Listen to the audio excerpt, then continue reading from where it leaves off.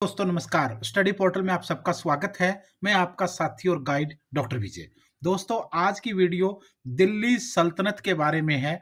दिल्ली सल्तनत का संपूर्ण क्रैश कोर्स है 1206 ईस्वी से लेकर 1857 तक। जो दिल्ली सल्तनत का कार्यकाल रहा है उससे जितने भी क्वेश्चन एग्जाम में पूछे जाते हैं, चाहे आप हिस्ट्री के स्टूडेंट हैं, चाहे आप नहीं हैं, किसी भी कंपटीशन के एग्जाम की तैयारी कर रहे हैं या भारत के इतिहास को आप जानना चाहते हैं, आपके लिए ये वीडियो एक संजीवनी बूटी की तरह रहेगी। क्योंकि जितनी हमारी वीडियोज हैं, modern history, ancient history, medieval history या फिर डायनेस्टीज की वीडियो हैं, लाखों बच्चों ने उनको देखा है और फिर बच्चों ने कहा कि सर दिल्ली सल्तनत को एक बार क्रैश कोर्स के रूप में दे दीजिए, तो ये वीडियो हम आपके लिए लेकर आए हैं। उसके अलावा अगर आपको, आप देख सकते हैं स्क्रीन पर, अगर आपको हैंड रिटन नोट्स चाहिए इतिहास के, चाहे वो एंशिएंट हिस्ट्री है, चाहे वो मिडिवल है, चाहे वो मॉडर्न है, कंप्लीट, यहाँ देख सकते हैं आप कितनी अच्छी हैंडराइटिंग के अंदर हम लोगों ने कंप्लीट हैंड रिटन नोट्स बना रखे हैं। इसकी पीडीएफ आपको वीडियो के डिस्क्रिप्शन में मिल जाएगी। एंशिएंट, मिडिवल, मॉडर्न तीनों का पूरा पैकेज है ये। तो पूरी हिस्ट्री की पीडीएफ आपको वीडियो के डिस्क्रिप्शन में मिल जाएगी, जिसको आप लोग अभी डाउनलोड कर सकते हैं नीचे लिंक पर जाकर के। पहला ही लिंक आपका इसी का रहेगा। इसी अच्छी हैंडराइटिंग के अंदर हमने कंप्लीट हैंड रिटन नोट्स बनाए हैं ताकि आप लोगों के सारे डाउट जो हैं वो क्लियर हो जाएं। इसके अलावा ऑल ओवर इंडिया में हम स्टडी मटेरियल भेजते हैं कोरियर के माध्यम से सभी प्रकार के एग्जाम्स के लिए, जिसको आप लोग इस नंबर पर कॉल या व्हाट्सएप पर बात करके मंगवा सकते हैं। इस तरीके की बुकलेट में पूरे सेट होते हैं, चाहे वो आपका यूपीएससी जैसे एग्जाम हो, पीसीएस जैसे एग्जाम हो, कांस्टेबल वगैरह के एग्जाम हो, या फिर KVS, NVS, CTET, UP TET, DSSB, UGC NET के एग्जाम हो, सबके लिए कंटेंट अवेलेबल होता है। अब आप अपने घर पर बैठकर तैयारी करेंगे और आप सिलेक्शन लेंगे, तो फटाफट ऑर्डर कर लीजिए और आने वाले एग्जाम के लिए तैयार हो जाइए। शुरू करते हैं मिडिवल हिस्ट्री को, दिल्ली सल्तनत के पूरे क्रैश कोर्स को, और पूरी वीडियो आपको देखनी है, दोस्तों के साथ शेयर करना है और आगे बढ़ने से पहले फटाफट वीडियो को लाइक करके चैनल को सब्सक्राइब भी कर लीजिए। तो चलो शुरू करते हैं दिल्ली सल्तनत। गुलाम वंश, जिसका दूसरा नाम इल्बरी वंश भी था। गुलाम वंश इसलिए कहा जाता है क्योंकि इसके जितने भी राजा हुए वो सारे गुलाम रहे थे, और इल्बरी इनकी जाति के आधार पर नाम दिया जाता है। तो कभी कभी इसका नाम गुलाम वंश होता है, तो कई जगह इसका नाम आपको इल्बरी वंश भी मिलेगा। इंग्लिश के अंदर अगर आप देखेंगे तो इंग्लिश में इसको आप लोग स्लेव डायनेस्टी के नाम से जानेंगे। कार्यकाल की बात होगी तो 1206 ईस्वी से लेकर 1290 ईस्वी तक का कार्यकाल आपका गुलाम वंश यानी इल्बरी वंश या फिर आप स्लेव डायनेस्टी का मानेंगे। भारतवर्ष पर शासन करने वाले मुस्लिम शासकों में सर्वप्रथम वंश जो है वो गुलाम वंश यानी इल्बरी वंश रहा था। यानी इंडिया के ऊपर विदेशी आक्रमण तो शुरू से ही रहे हैं, चाहे वो अलेक्जेंडर के आक्रमण हो, चाहे वो चंगेज खान के हो, चाहे मोहम्मद गजनवी का हो, चाहे गोरी के हो, चाहे दूसरे आक्रमण हो। आक्रमण तो बहुत हुए, लेकिन भारत पर शासन करने वाले जो मुस्लिम राजा थे उनमें सबसे पहला वंश जो है वो गुलाम वंश माना जाता है। ये क्वेश्चन पूछा जाता है कि भारत में पहला शासन करने वाला पहला मुस्लिम वंश बताइए, तो आपका आंसर ये हो जाएगा। इन्हें गुलाम वंश इसलिए कहा जाता है क्योंकि इनके सभी राजा कभी न कभी गुलाम रहे, और इल्बरी इनको इनकी जाति के आधार पर कहा जाता है। ये तो इनके नाम से रिलेटेड चीज हुई। अब बात करेंगे कि 1290 तक, 1206 से लेकर के 1290 तक का जो सफर है उसमें इसके कौन से महत्वपूर्ण राजा रहे हैं। सबसे पहला नाम आता है कुतुबुद्दीन ऐबक का, जिसका कार्यकाल 1206 ईस्वी से शुरू होकर 1210 ईस्वी तक का इसका कार्यकाल रहता है। ऐबक को चंद्रमा का देवता भी कहा जाता था। पहला क्वेश्चन याद रखिए, सबसे पहला क्वेश्चन है स्लेव डायनेस्टी यानी गुलाम वंश का फाउंडर या जन्मदाता कुतुबुद्दीन ऐबक होगा। उसका दूसरा नाम चंद्रमा का देवता भी माना जाता था। उसने कुरान पढ़ना सीख लिया था, इसलिए उसको कुरान खान भी कहा जाता था। दोनों चीज याद रखिए, कुतुबुद्दीन ऐबक को कुरान खान भी कहा जाता था क्योंकि उसने कुरान पढ़ना सीख लिया था। चंद्रमा का देवता भी कहा जाता था, ये भी आपको याद रखना होगा। इसमें चंद्रमा का देवता क्योंकि ऐबक का मीनिंग यहाँ पर इससे निकलता है। उसके बाद गुलाम वंश का संस्थापक कुतुबुद्दीन ऐबक है। क्यों? क्योंकि गुलाम वंश का संस्थापक ये व्यक्ति इसलिए था क्योंकि 1205 ईस्वी में मोहम्मद गोरी जब भारत के वापिस अपनी गजनी की राजधानी के लिए निकला, तो क्योंकि जब आप देखोगे 1192 ईस्वी के तराइन या त्रावड़ी के दूसरे युद्ध में गोरी ने पृथ्वीराज चौहान को जब हरा दिया तो गोरी का भारत में एक अलग सा साम्राज्य बन गया। उसके बाद गोरी की एक राजधानी अफगानिस्तान में गजनी थी और दूसरी वो भारत पर भी शासन करता था। तो उसका जो सफर था 1192 से 1205 तक का, वो कभी गजनी कभी भारत, कभी गजनी कभी भारत, ये इस तरीके से रहता था। अब जब ऐसा दौर हुआ तो उसने क्या किया, उसने भारत में अपना शासन संभालने के लिए ऐबक को कुछ हद तक उसने रखा था और वहां भी वो याल्दोज वगैरह को या कुछ और लोगों को शासन देता रहता था। तो 1205 ईस्वी में जब गोरी वापिस गजनी गया घूमने के लिए या अपने राज्य को देखने के लिए, तो वो यहाँ का शासन ऐबक को देकर चला गया और जब वापिस वो नहीं आ पाया, 1206 में उसकी वहीं पर मृत्यु हो गई, तो भारत में उसका उत्तराधिकारी ऑटोमेटिकली कुतुबुद्दीन ऐबक को माना गया। ऐबक को लाख बख्श और पील बख्श भी कहा जाता है। लाख बख्श, बख्श का मतलब होता है दाता, दाता यानी दान देने वाला बड़ा कोई दानी। ऐबक को लाखों का दाना, दाता या दानी, या पील, पील का मतलब यहां पर क्या रहेगा, हाथी रहेगा। दोनों चीज याद रखना, ऐबक लाखों का दान करता था यह माना जाता है और वह हाथियों का दान भी करता था, इस वजह से उसे लाख बख्श भी कहा गया है और उसको पील बख्श भी कहा गया है।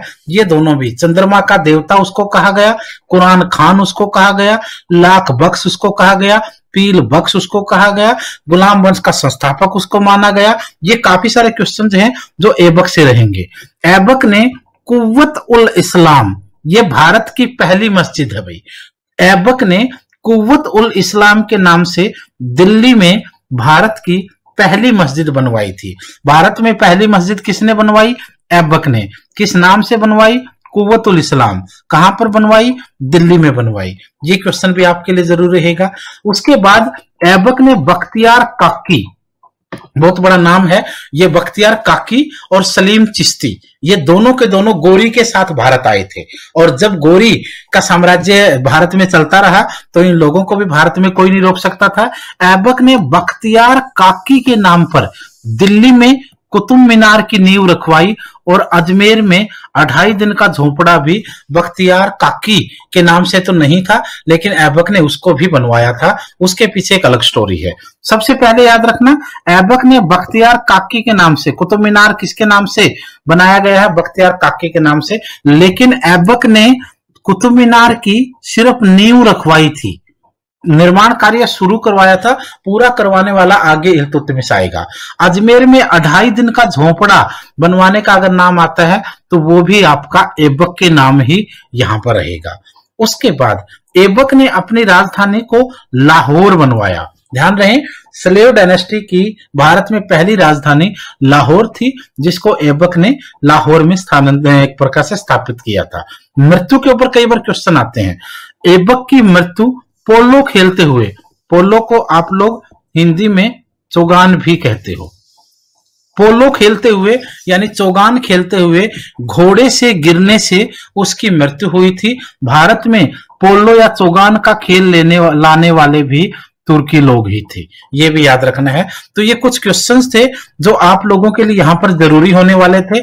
इसमें तमाम वो चीजें मैंने डिस्कस की हैं जो आप लोगों के एग्जाम के लिए हो सकती हैं, चाहे इसका कार्यकाल हो, चाहे इसको चंद्रमा का देवता कहा गया हो, कुरान खान इसको कहा गया हो, संस्थापक के रूप में इसको माना गया, लाख बख्श और पील बख्श इसको कहा गया, कुव्वत उल इस्लाम के नाम से दिल्ली में इसने पहली मस्जिद बनवाई, बख्तियार काकी के नाम से कुतुब मीनार की नींव रखी, अजमेर में 2.5 दिन का झोपड़ा बनवाया और राजधानी ये लाहौर में इसने स्थापित की और मृत्यु इसकी पोलो खेलते हुए 1210 ईस्वी में अपने महल के अंदर ही इसकी घोड़े से गिरने से इसकी मृत्यु हो गई।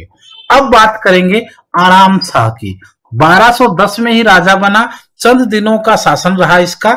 इसके लिए आपको बहुत ज्यादा मेहनत नहीं करनी है, इसको आप स्किप भी कर सकते थे, लेकिन मुझे लगा कि चलो मैं बता देता हूं। आराम शाह एक कमजोर और बेकार शासक था और दिल्ली के लोगों को वह कभी भी स्वीकार हुआ ही नहीं। तो इसके कार्यकाल के अंदर कोई ऐसा काम नहीं हुआ। इस समय इल्तुतमिश जो उस समय बदायूं का राज्यपाल था, उसने आराम शाह को हराया और उसकी जगह वो सिंहासन पर बैठ गया। अब जो पढ़ने वाला नाम है इसमें वो इल्तुतमिश रहेगा आपका। इल्तुतमिश, इल्तुतमिश का सबसे लंबा कार्यकाल, गुलाम वंश में सबसे लंबा कार्यकाल यहां पर आप लोगों को इस व्यक्ति का दिखेगा। यहां से काफी सारे समय समय, हालांकि बलबन का आगे जाकर के बहुत अच्छा कार्यकाल होगा, लेकिन सिर्फ यहां तक की अगर बात हम करें तो ये व्यक्ति एक लंबे कार्यकाल के लिए यहां पर दिखेगा। इल्तुतमिश की बात अगर करें तो इल्तुतमिश दिल्ली सल्तनत का वास्तविक संस्थापक माना जाता है। दिल्ली सल्तनत का वास्तविक संस्थापक का नाम आप लोगों को यहां पर इल्तुतमिश के रूप में नजर आएगा। इल्तुतमिश का शासनकाल 1210 ईस्वी से 1236 ईस्वी तक 26 वर्ष तक इसका शासनकाल रहा है। इतना लंबा कार्यकाल, लॉन्गेस्ट, इतना लंबा कार्यकाल गुलाम वंश में किसी और राजा का नहीं रहा। वो इसलिए नहीं रहा क्योंकि ऐबक का देखेंगे तो 5 साल का लगभग कार्यकाल रहा, रजिया का 3, साढ़े 3, 4 साल रहा, और बलबन का भी 1265 से 1287 लगभग 21-22 साल का शासनकाल बलबन का भी रहा है। तो यहां पर सबसे लॉन्गेस्ट शासन इसका आप लोग मानेंगे। इल्तुतमिश का पूरा नाम शम्स-उद-दीन इल्तुतमिश था, ये भी याद रख लेंगे। इल्तुतमिश का जो पूरा नाम था वो शम्स-उद-दीन इल्तुतमिश था। उसने अपनी राजधानी को दिल्ली बनाया। ध्यान रखिए, पहले राजधानी कौन सी थी? लाहौर, जिसको बनाया था कुतुबुद्दीन ऐबक ने। लेकिन इल्तुतमिश जब राजा बना तो अपनी राजधानी को कहां लेकर आया? वो दिल्ली।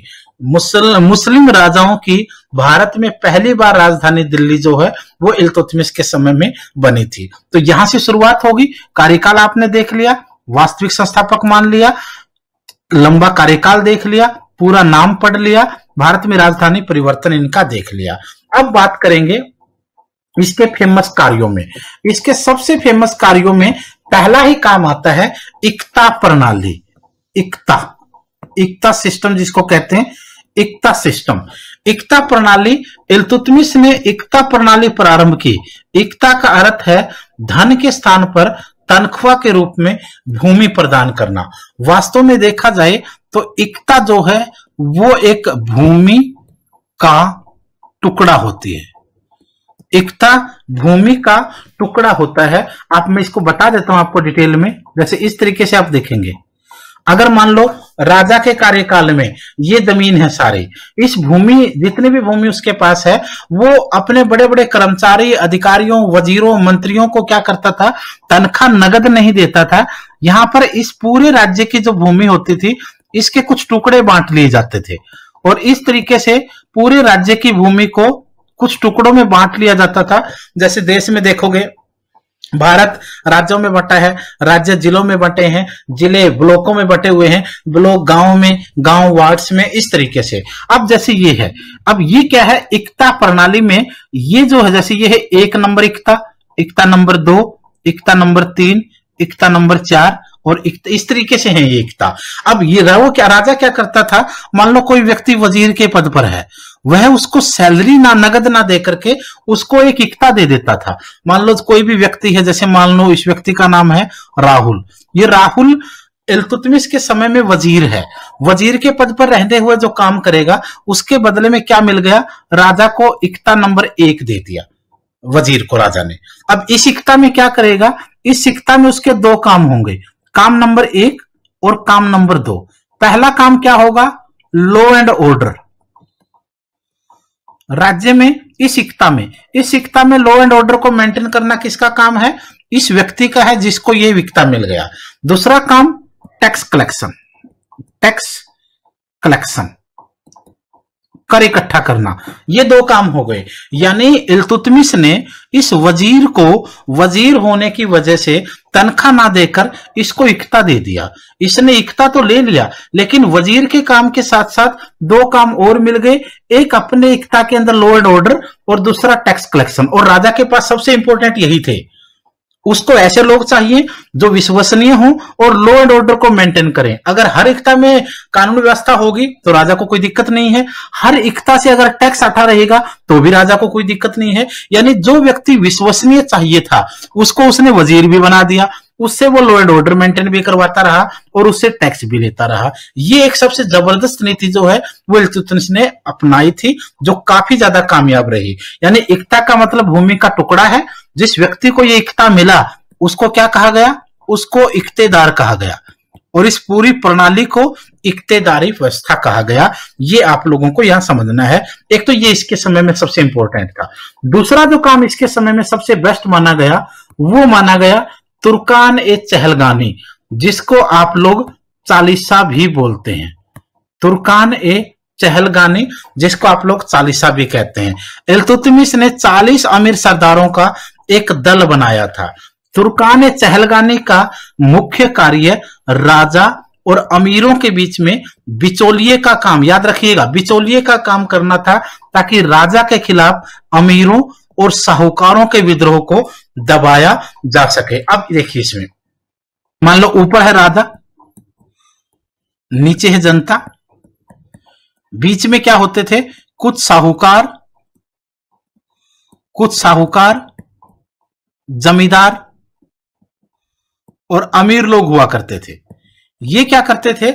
जितने भी अमीर, साहूकार, जमींदार लोग थे ये व्यापार करते थे अलग अलग राज्यों तक। और ये लोग क्या चाहते थे? ये लोग चाहते थे कि राजा सारी इनकी सुने। अब राजा अगर इनकी सुने तो फिर वो कठपुतली हो गया, अगर वो नहीं सुनता था तो ये लोग राजा के खिलाफ विद्रोह कर देते थे, दूसरे राजाओं को बुला लेते थे आक्रमण करने के लिए, अपने राज्य की कमजोरी दूसरे शासकों को बताते थे, घर का वेदी लंका डाय वाली बात करते थे। और अगर इनकी सुन लेता था राजा तो फिर ये किसी को शासन करने नहीं देते थे। तो इसलिए जितने भी राज्यों में विद्रोह होते थे वो सारे अमीरों, साहूकारों, जमींदारों के द्वारा ही करवाए जाते थे। उस समय ये सबसे बड़ी बात थी, वहां पर कोई जरूरत ही नहीं थी किसी और की दुश्मनी की, यही लोग सब कुछ कर लेते थे। अब इसलिए उसने क्या किया, इल्तुतमिश ने 40 जितने भी जमींदार, साहूकार, अमीर थे, इनमें से टॉप के जो 40 जमींदार थे, अमीर थे, उनका एक संगठन बनाया और उसको इसने नाम दिया चालीसा का। इसका मुख्य काम क्या था? इसका मुख्य ये 40 का संगठन कहां था? राजा और इन अमीर साहूकारों के बीच में ये चालीसा का संगठन था।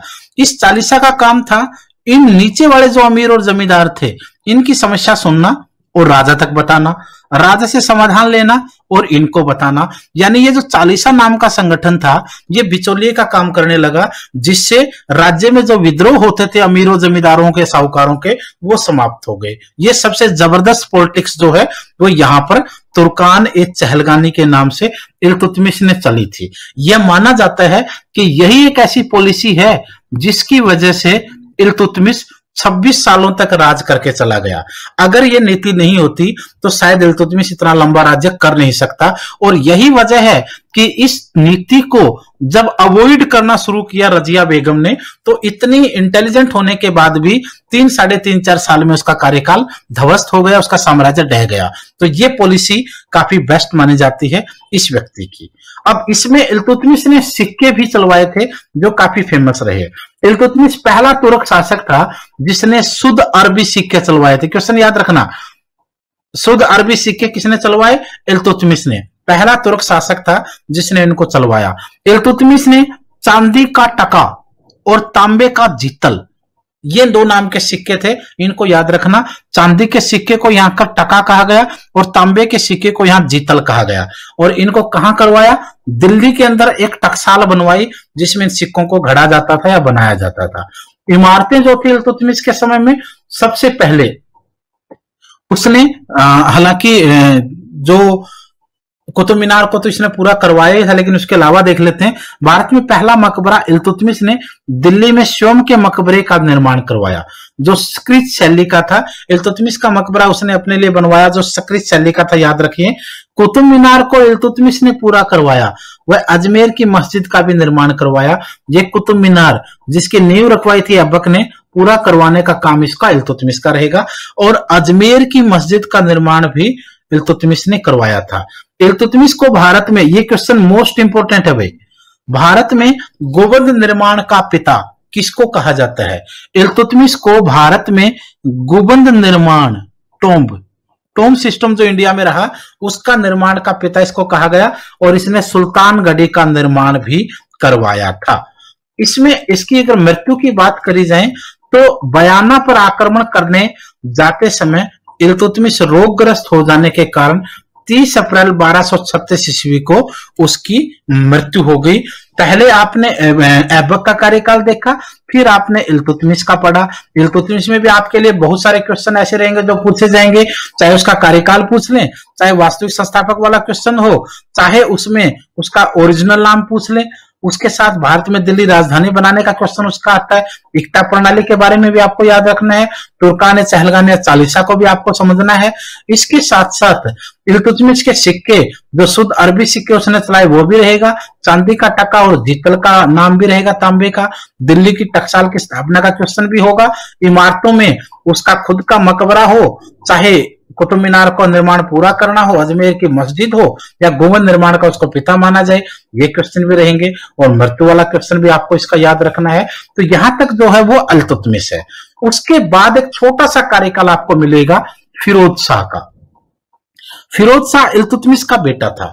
फिरोज शाह, बहरम शाह और रजिया, ये कार्यकाल, ये तीन लोग इल्तुतमिश की जिंदगी में बहुत बड़ा रोल प्ले करते हैं, क्योंकि फिरोज शाह बड़ा बेटा, बहरम शाह छोटा बेटा और रजिया इनके बीच में पुत्री के रूप में।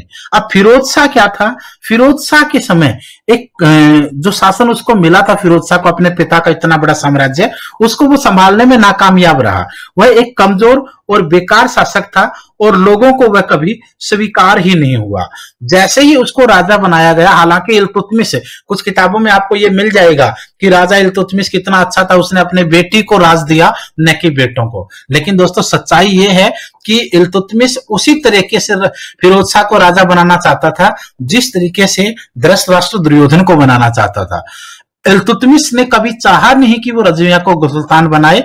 उसका एकमात्र उद्देश्य था फिरोज शाह को राजा बनाना। लेकिन फिरोज शाह इतना लायक था ही नहीं कि इल्तुतमिश उसको गद्दी कंप्लीट रूप से सौंप जाता। हालांकि उसने अपनी गद्दी फिरोज शाह को सौंपी, लेकिन फिरोज शाह को जब गद्दी मिली तो राज्य में विद्रोह होने लगे और अमीरों साहूकारों ने फिरोज शाह के खिलाफ आंदोलन शुरू कर दिए। और इतने ज्यादा विद्रोह हुए जिसका फायदा आमतौर पर रजिया के द्वारा उठाया गया, और रजिया ने उन सभी अमीरों जमींदारों का साथ लेकर के फिरोज शाह का तख्ता पलट कर दिया और अपने ही भाई को सत्ता से बेदखल करके रजिया सुल्तान के रूप में छा गई। आइए देखते हैं रजिया सुल्तान का शासनकाल। 1236 ईस्वी से 1240 ईस्वी तक का शासनकाल रजिया सुल्तान का है। रजिया इल्तुतमिश की पुत्री थी और अपने भाई फिरोज शाह के बाद वह राजगद्दी पर बैठी थी। नाम याद रखिएगा, एक फिरोज शाह नाम याद रखना है, एक बहरम शाह नाम याद रखना है, एक अल्तुनिय नाम याद रखना है, और एक नाम याद रखना आपको जमालुद्दीन याकरित। ये नाम आपके लिए मोस्ट इंपोर्टेंट। इल्तुतमिश रजिया का पिता था, बहरम शाह रजिया का भाई था, उसके साथ साथ जो फिरोज शाह था वो भी रजिया का भाई था, और अल्तुनिय भटिंडा का गवर्नर और याकरित रजिया का सेनापति। अब आइए शुरू करते हैं इस चैप्टर को। रजिया जो है वो दिल्ली की पहली और आखिरी मुस्लिम महिला सुल्तान थी। दिल्ली की गद्दी पर बैठने वाली पहली और आखिरी मुस्लिम महिला सुल्तान थी रजिया। फिरोज शाह की गद्दी पर हटाया उसको और अपनी गद्दी पर बैठी। इल्तुतमिश की बेटी थी, दिल्ली की पहली और आखिरी मुस्लिम महिला सुल्तान थी। अब उसके कामों को देखते हैं। ये कहा जाता है कि रजिया के काम बहुत अद्भुत थे। रजिया सुल्तान ने पर्दा प्रथा का विरोध किया। काम नंबर 1 जिसके कारण वो फेमस हुई, उसने महिलाओं में पर्दा प्रथा का विरोध का बिगुल बजाया। दूसरा काम, पुरुषों की पोशाक पहनना शुरू किया। महिला सशक्तिकरण, जिसको आप लोग वुमेन एम्पावरमेंट बोलते हो, उसकी पहली महिला भारत के अंदर दिखी आप लोगों को, जिसने पुरुषों की पोशाक, वो काम उसने उस समय किए जो आज हमारे समाज में काफी फेमस है। तीसरा काम था, रजिया सुल्तान हाथी और घोड़ों की सवारी करके राज्य का दौरा उसने शुरू कर दिया। आमतौर पर उस समय महिलाओं को पर्दे में रहना होता था, पुरुषों की पोशाक पहनने के बारे में सोच ही नहीं सकती थी, और हाथी और घोड़े की सवारी महिलाओं को मना थी। तीनों वो काम किए जो महिलाओं के अगेंस्ट माने जाते थे। यहां से रजिया सुल्तान की जो प्रतिभा थी और उसकी जो ख्याति थी, जो पॉपुलैरिटी थी, वो जबरदस्त तरीके से बढ़ने लगी। रजिया के पतन के जो कारण आप देखेंगे तो काफी सारे कारण माने जाते हैं।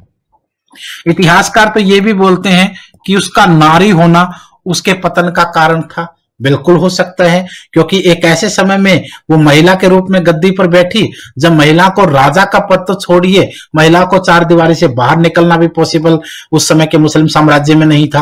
अब ऐसी स्थिति में आप देखोगे तो ये भी एक रीजन माना जाता है। लेकिन अगर सच्चाई आप ध्यान से देखेंगे तो उसके पीछे मैं एक्चुअली आपको बताता हूं रजिया ने क्या किया।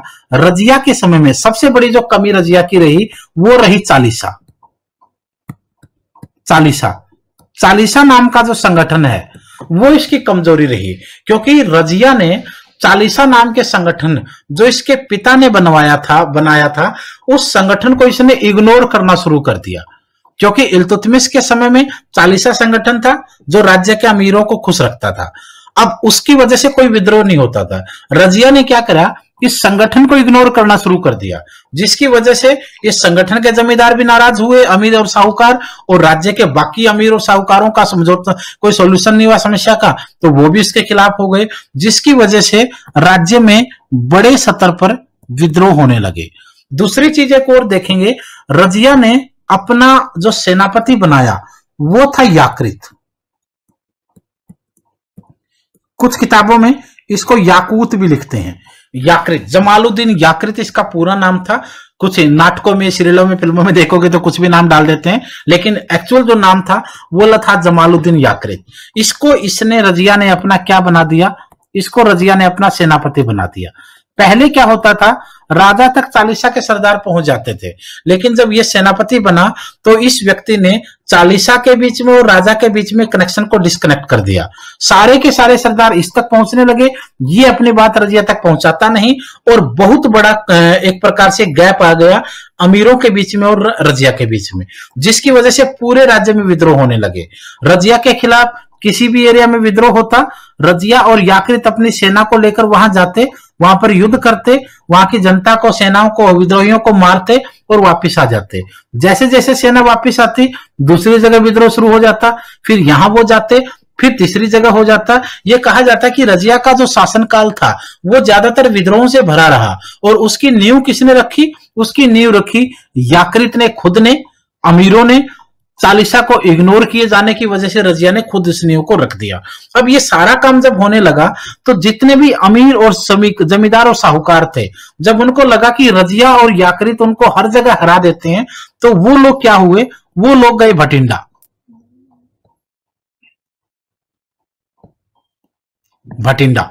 भटिंडा का उस समय जो गवर्नर था उसका नाम था अल्तुनिय। भटिंडा का गवर्नर उस समय था अल्तुनिय। भटिंडा का क्या था, गवर्नर था। जितने भी जमींदार और साहूकार थे वो सारे के सारे लोग मिलकर के अल्तुनिय के पास गए और उन्होंने कहा कि हम आपको समर्थन देते हैं, आप अपने आप को राजा डिक्लेयर कर दो, रजिया से अगर युद्ध होगा तो हम आपके साथ हैं, रजिया को मार डालेंगे और आपको हम राजा की गद्दी पर बैठा देंगे। अब जब ये बात हुई तो अल्तुनिय के उसी समय से राजा के सपने उसको आने लगे। वो खुश हो गया और उसने अपने आप को स्वतंत्र घोषित कर दिया। अल्तुनिय को कोई जरूरत नहीं थी रजिया के खिलाफ युद्ध की घोषणा करने की, उसके लिए इतना ही काफी था कि रजिया के समय में जो राज्यपाल का पद उसको मिला था, उसने राज्यपाल पद तक अपने आप को संतुष्ट नहीं रखा। उसने कहा कि मैं रजिया के द्वारा राज्यपाल नहीं हूं, मैं एक स्वतंत्र राजा हूं।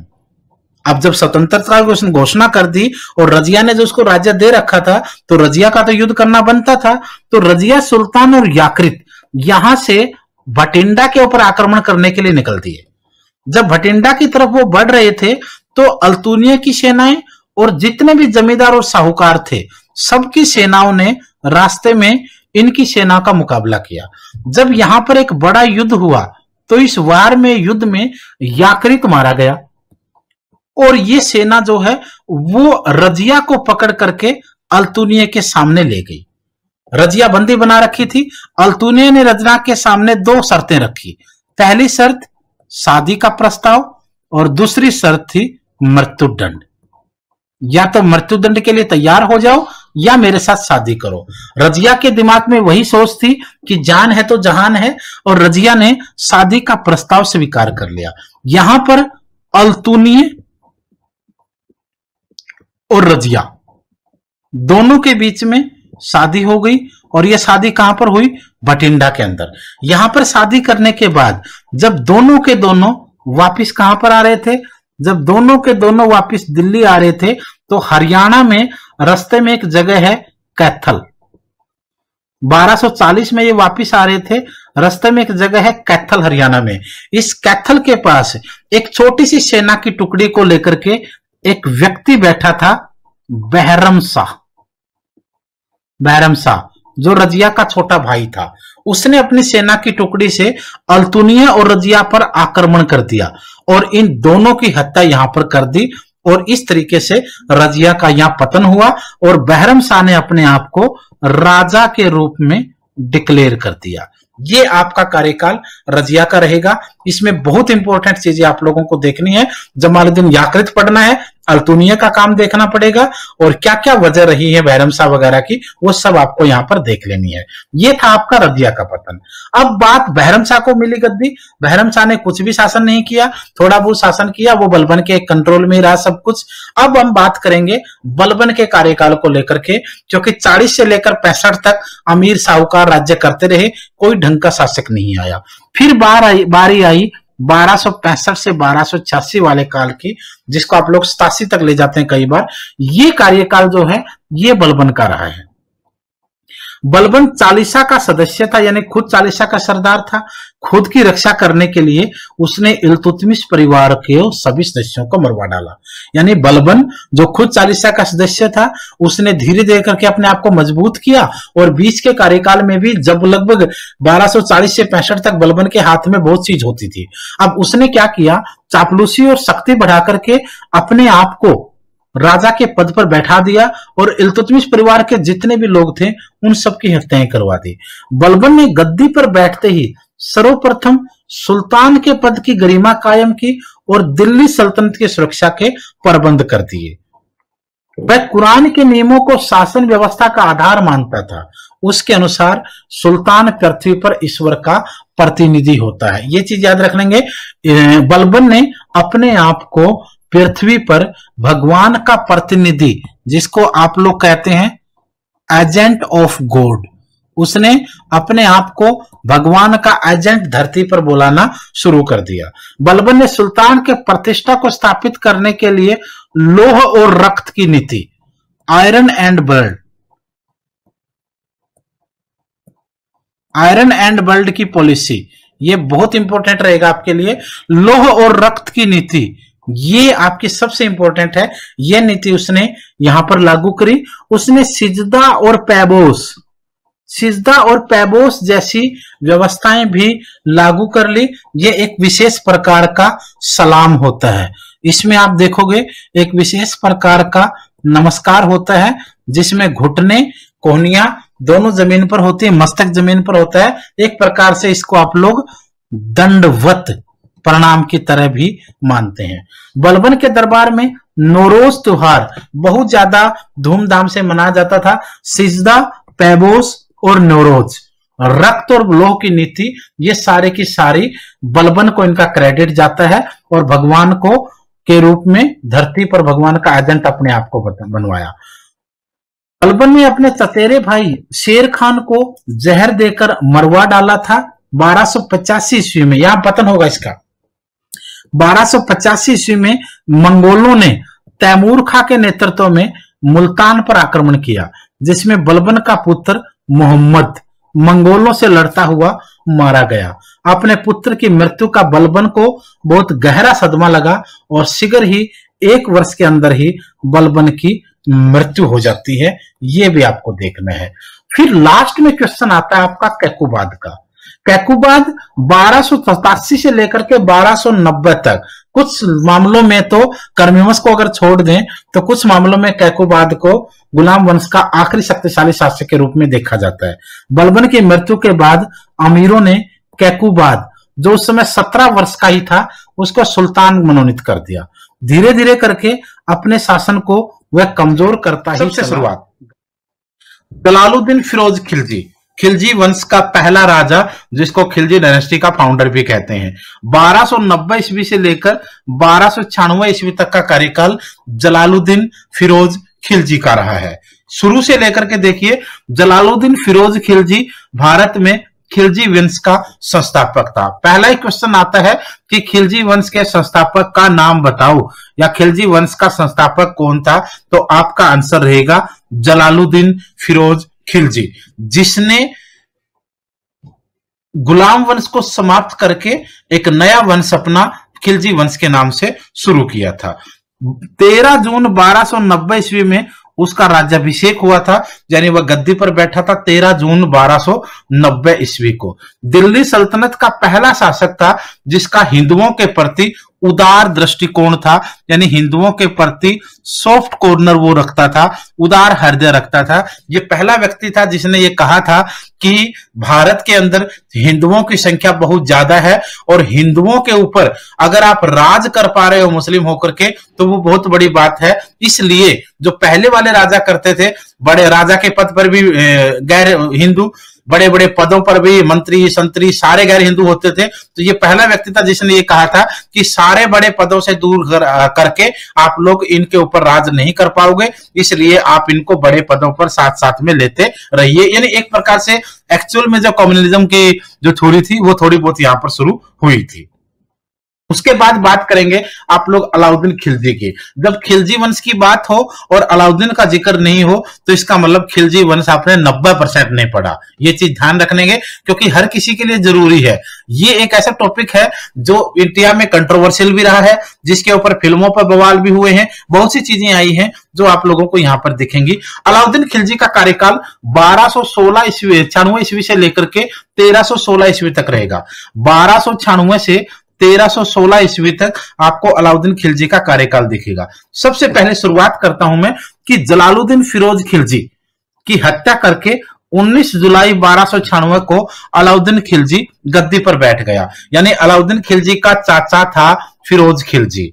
अलाउद्दीन खिलजी ने अपने चाचा जलालुद्दीन फिरोज खिलजी की हत्या की और 19 जुलाई 1296 को वह गद्दी पर बैठ गया, यानी शासक बन गया। अलाउद्दीन के बचपन का नाम जो था वो अली था। अलाउद्दीन के पिता का नाम जो था वो शिहाबुद्दीन था और फिरोज खिलजी जो है वो शिहाबुद्दीन का भाई और अलाउद्दीन खिलजी का वो चाचा था, जिसकी उसने हत्या करके उसकी गद्दी हत्या ली बाद में। राजपुताना में अलाउद्दीन की सबसे बड़ी विजय जो है वो चित्तौड़ की विजय थी। हम बात करेंगे चित्तौड़ पर भी, गुजरात के युद्धों पर भी, सभी पर डिस्कस करेंगे। 1302 ईस्वी से 1303 ईस्वी के इस अभियान में अमीर खुसरो ने भी भाग लिया था। याद रखेंगे, अमीर खुसरो ने भी यहां पर भाग लिया था। चित्तौड़ आक्रमण का प्रमुख लक्ष्य वहां के राजा रतन सिंह की पत्नी पद्मिनी, जो कि एक अपूर्व सुंदरी थी, उसको प्राप्त करना था। उसने चित्तौड़ का नाम अपने पुत्र खिज्र खां के नाम पर खिजराबाद भी बाद में कर दिया था।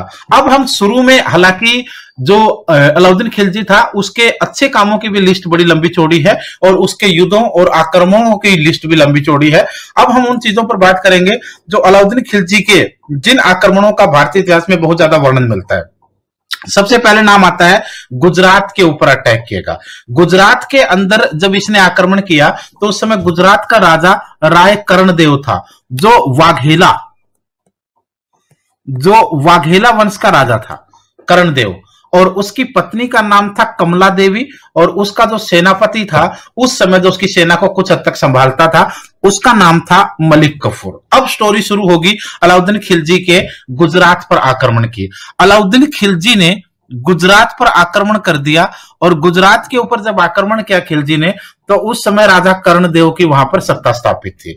अच्छा संघर्ष हुआ, राजा कर्णदेव ने बहुत बहादुरी से मुकाबला किया, लेकिन खिलजी की सेनाओं के आगे कर्णदेव की सेनाएं हार गई और खिलजी ने राजा कर्णदेव को हरा दिया और उसको हरा करके वहां से वह उसकी हत्या भी कर दी, और उसकी जो विधवा पत्नी थी, उसकी विधवा पत्नी कमला देव को वो अपने साथ ले आया और उसके साथ उसने शादी यानी विवाह कर लिया। दूसरा काम उसने क्या किया, कर्णदेव की सेना में जो सेनापति के रूप में उस समय मलिक कफूर था, उसको भी वो अपने साथ ले गया और इसको उसने बाद में अपना सेनापति भी बना दिया।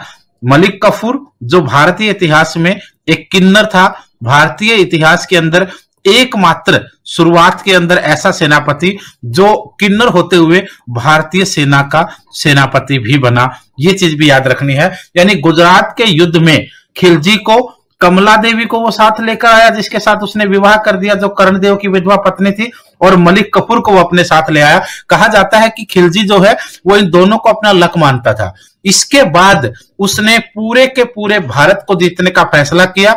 कमला देवी उसके बहुत सारे कार्यों में उसके साथ समर्थन देती थी, और मलिक कफूर जो उसके सेनापति के रूप में था, उत्तर भारत तो उसको जितवा ही दिया, दक्षिण भारत तक जीतने का जो दावा खिलजी ने किया था वो मलिक कफूर के कंधों पर किया था। और दक्षिण भारत को जीतने के अभियान के लिए जब खिलजी की सेनाएं गई तो मलिक कफूर ने नेतृत्व किया था, और भारत के साउथ में रामेश्वरम, जहां से श्री अब्दुल कलाम जी रहे हैं, वहां तक का राज्य उसने उसके लिए जीत दिया था। तो ये तो था गुजरात अटैक के बारे में जो खिलजी के द्वारा उस समय किया गया था। एक तो गुजरात युद्ध के बारे में बहुत ज्यादा जिक्र आता है।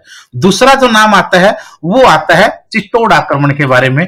चित्तौड़, जिसके ऊपर भारतीय इतिहास बहुत ज्यादा किताबें लिख चुका है, बहुत सारे इतिहासकारों ने लिखा है, फिल्में बनी, नाटक बने, सीरियल बने, बायकाट हुआ, विद्रोह हुआ, और देश के अंदर अलग अलग तरीके की बातें चली। चित्तौड़ पर जब आक्रमण किया तो चित्तौड़ का राजा उस समय राजा रतन सिंह था। सीरियलों में, नाटकों में, यूट्यूब की वीडियोज में लोग कुछ भी बताएंगे बढ़ा चढ़ा करके, उन चीजों को आप लोग इग्नोर कीजिए, क्योंकि सबसे खास बात यह है कि भारतीय इतिहास कुछ ऐसे चुटभइयों ने लिखा है जिनको खुद भी इन चीजों का पता नहीं था, या वो इधर उधर से पैसा ले लेकर के, अपने स्वार्थ ले लेकर के उन चीजों को लिखते थे, जो आज के बच्चों को और आज के लोगों को बहुत ज्यादा भ्रमित भी करते हैं। रियलिटी क्या होती है, चित्तौड़ के ऊपर उस समय राज था राजा रतन सिंह का। उसकी पत्नी जो विश्व सुंदरी के रूप में भी फेमस मानी जाती है भारतीय इतिहास में, पद्मावती यानी पद्मावती थी, जिसको माता पद्मावती के नाम से भारत के बहुत से लोग मानते भी हैं और इतिहासकारों ने लिखा भी है। और उसी समय उसका जो सेनापति था वो एक वृद्ध, जो 80+ माना जाता है, 85-86 की एज आमतौर पर कही जाती है, वो बूढ़ा सेनापति था, गोरा, जिसकी भुजाओं में भीम से भी ज्यादा बल माना जाता था, यानी एक बहुत बहादुर भारतीय इतिहास का सेनापति। और उसके साथ उसका भतीजा बादल, जो उसको मतलब पूरी सेना में पूरा समर्थन करते थे। ये एक प्रकार से एक चित्र यहाँ पर था। इसी समय जब आक्रमण किया गया तो यहाँ पर आक्रमण किया गया खिलजी के द्वारा। हालांकि युद्ध क्यों हुआ, आक्रमण क्यों हुआ, इसके बारे में बहुत सी स्टोरियां हैं। सबसे पहले खिलजी जो है वो एक कैरेक्टरलेस टाइप का इंसान कुछ हद तक माना गया है, जिसके बारे में आमतौर पर हम ये पढ़ते अलग अलग चीजों में आए हैं।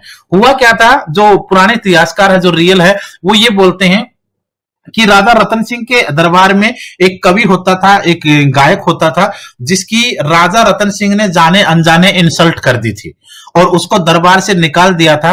और वह कवि धीरे धीरे करके भटकता भटकता खिलजी के दरबार में आ गया और खिलजी के यहाँ पर नौकरी करने लगा। आमतौर पर लेखकों को और कवियों को किसी भी राज्य के अंदर आसानी से संरक्षण मिल जाता था, और जब वो अपनी कविताएं करता था तो खिलजी बहुत खुश होता था।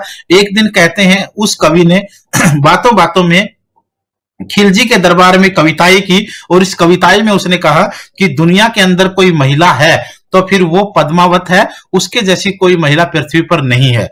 जब ये बात उसने खिलजी को कही तो खिलजी का मन डोला और उसने प्रण कर लिया कि वो पद्मावत को जीतेगा, या पद्मावती दोनों नाम आमतौर पर हैं, उसको जीत के वो लेकर आएगा। ये कवि की ये बात इसी वजह से थी क्योंकि कवि को जब चित्तौड़ से निकाला गया तो उस कवि ने कहा था कि मैं महाराजा रतन सिंह का नामो निशान मिटा दूंगा, यानी बदला लूंगा। और ये बदला उसने खिलजी के दिमाग में पद्मावत की बात को डालकर उसने पूरा कर लिया। फिर हुआ जंग खिलजी के बीच में और राजा रतन सिंह के बीच में।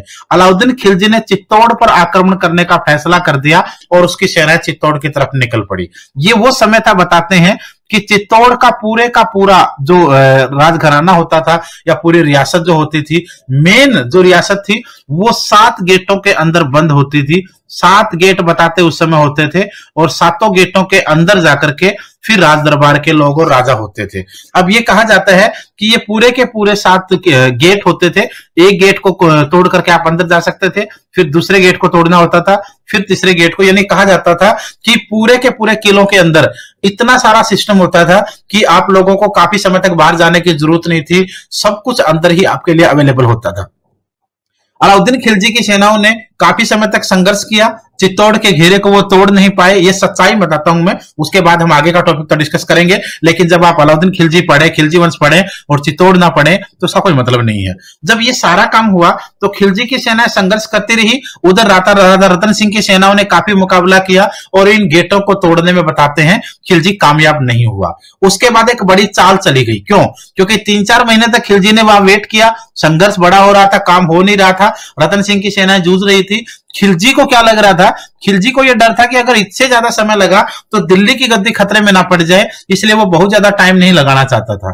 फिर एक साजिश रची गई और उस साजिश में कहा गया कि खिलजी ने राजा रतन सिंह के पास एक पैगाम भेजा और वहां पर कहा कि खिलजी हार मान चुका है और वो वापिस जाना चाहता है, लेकिन वापिस जाने से पहले उसकी आपसे एक दरख्वास्त है कि अगर आप पद्मावती के उसको दर्शन भी करवा दो तो वो खुशी खुशी वापिस लौट जाएगा, सिर्फ इतनी सी इच्छा है। राजा रतन सिंह कहते हैं कि राजा रतन सिंह कुछ हद तक घबराया हुआ था, क्योंकि खिलजी की सेनाओं का मुकाबला लंबे समय तक करना बहुत ज्यादा मुश्किल था। इसलिए रतन सिंह को लगा कि अगर इतनी सी बात से बात बन रही है तो क्यों ना हम हाँ कर दें। लेकिन कहते हैं कि उस समय जो बहादुर सेनापति गोरा था उसने ये कह दिया था कि महाराज ऐसा कुछ नहीं है, ये खिलजी की एक चाल है और आप इस चाल में फंस जाओगे। और ये कहते हैं कि राजा रतन सिंह ने गोरा को डांटते हुए बोला था कि आप सैनिक हो और सेनापति या सैनिक का काम करो, आपको राजकाज नहीं पता है, राजाओं की बातों में मत आइए। गोरा नाराज हुआ और सेनापति का पद छोड़कर जंगलों में कहते चला गया।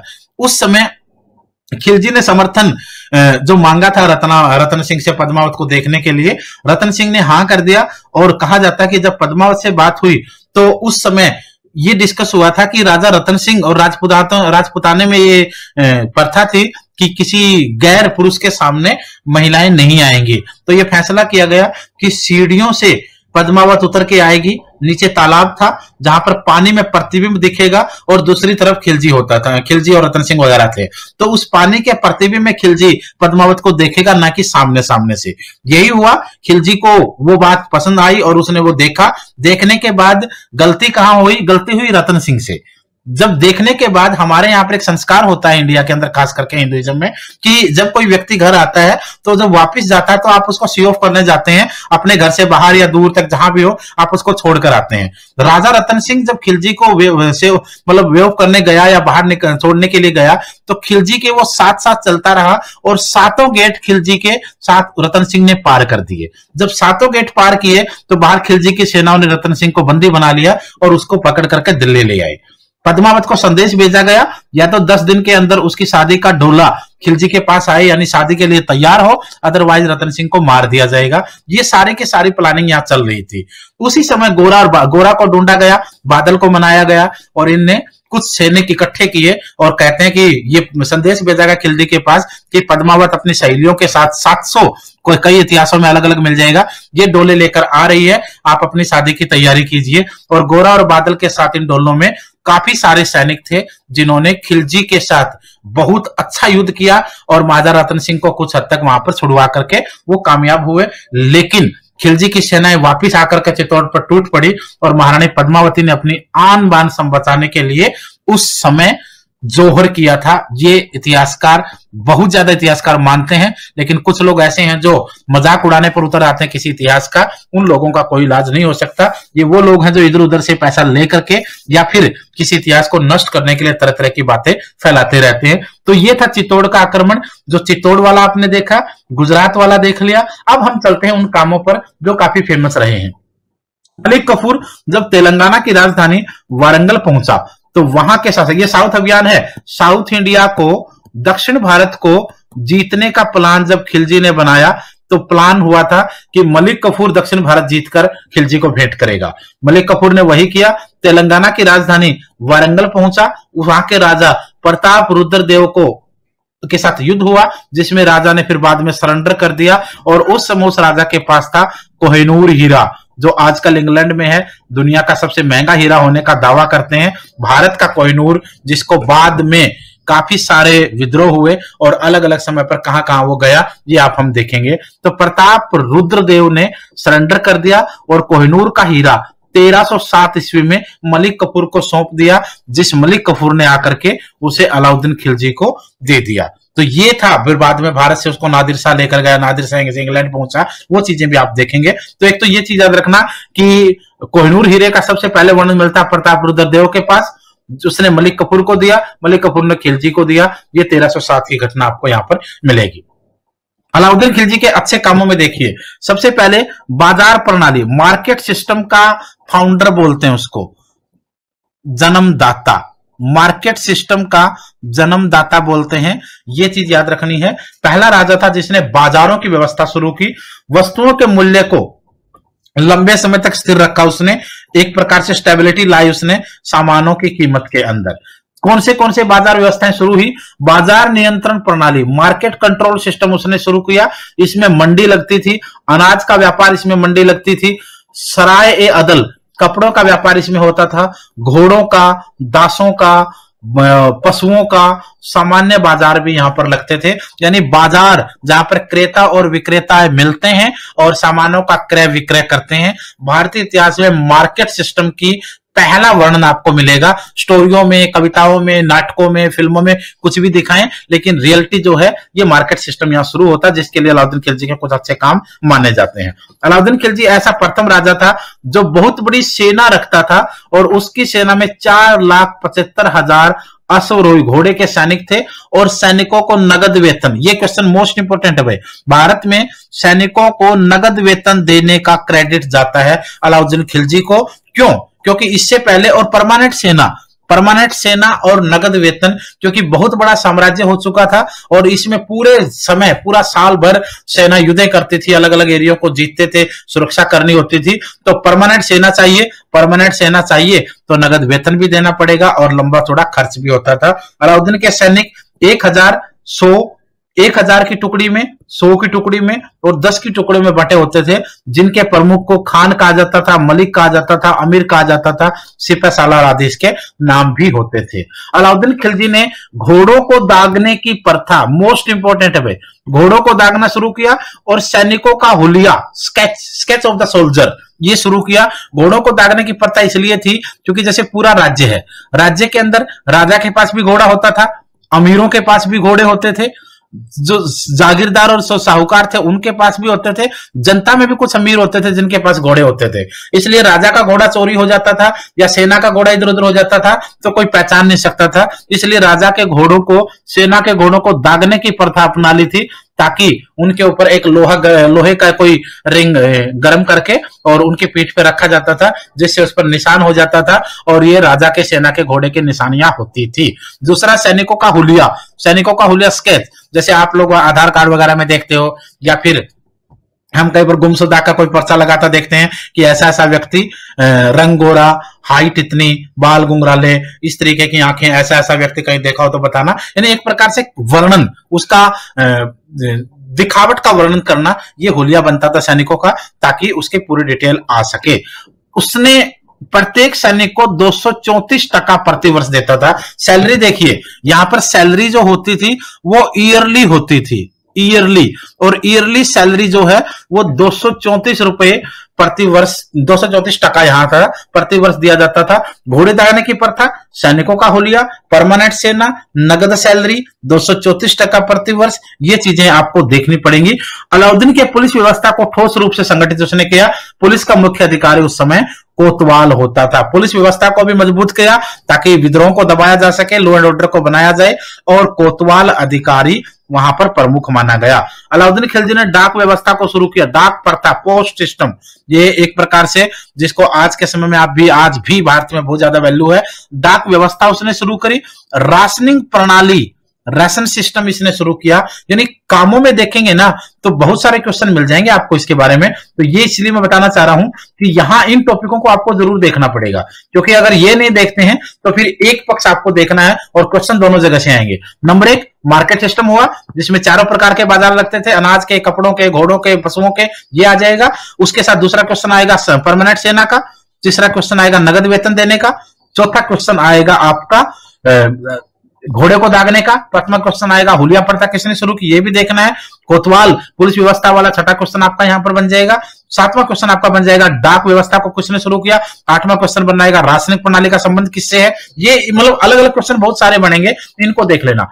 कामों की बात जहां तक की जाए तो और कामों को बात हो और महल और किले ना बने राजाओं की रियासतों में, ऐसा हो नहीं सकता। दिल्ली में अलाई दरवाजा के निर्माण किया था, सीरी का किला का निर्माण किया, हौज खास बनवाया, दिल्ली का जो काफी फेमस एरिया पोज एरिया है, जमात खाना मस्जिद का निर्माण किया। ये चीज भी आपको यहां पर देखनी। अच्छा, अलाई दरवाजे की बात करूं मैं तो अलाई दरवाजा कुतुब मीनार में है, और ये कहते हैं कि कुतुब मीनार में जब अलाई दरवाजा लगाया गया तो इसके लिए कुछ व्यवस्था है। 2-3 चीजें मिलेंगी।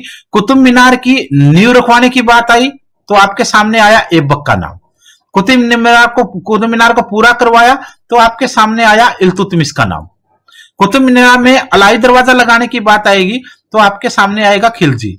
कुतुब मीनार की मरम्मत की बात आएगी तो आपके सामने आएगा फिरोज शाह तुगलक। ये कई सारे, यहाँ पे बिजली गिरी थी आसमानी तब मरम्मत हुई थी। यानी अलग अलग लोगों के नाम जुड़ेंगे कुतुब मीनार से, ये देख लेना। अलाई दरवाजा में क्या था, उसने एक गेट लगवाया था, इसमें एक गेट लगवाया था और उस गेट से वह अपने राज्य के विद्रोही और जो शत्रु होते थे उनको इससे ऊपर चढ़ाता था और ऊपर ला करके बोलते वो उस पर गिरा देता था। नीचे एक पत्थर लगा होता था जिस पर गिरकर उसकी मृत्यु होती थी। यानी अलाई दरवाजा को उसने अपनी पाप की राजधानी कहा था, पाप की राजधानी भी कहा था, यह भी याद रखना।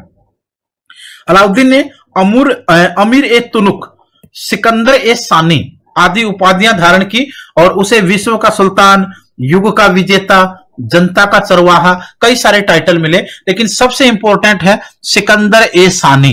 भारतीय इतिहास में सिकंदर ए सानी की टाइटल जो ग्रहण किया वो अलाउद्दीन खिलजी ने किया।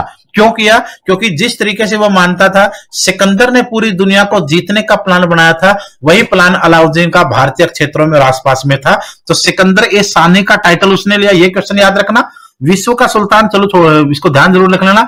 और जनता का चरवाहा, विश्व युग का विजेता, विश्व का सुल्तान और सिकंदर ए सानी और अमीर ए तुनुक, ये टाइटल उसने अपने आप को दिए।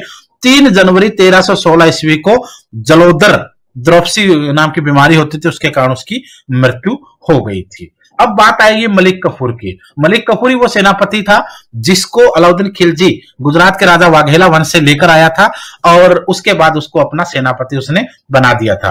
1316 ईस्वी में जब मलिक कफूर राजा बना तो खिलजी की मृत्यु के बाद ही बना और कुछ समय के बाद ही उसकी गद्दी, उसकी हत्या बाद में कर दी गई थी। मलिक कफूर एक किन्नर था, ट्रांसजेंडर था, जिसको 1000 दिनारी भी कहा जाता था।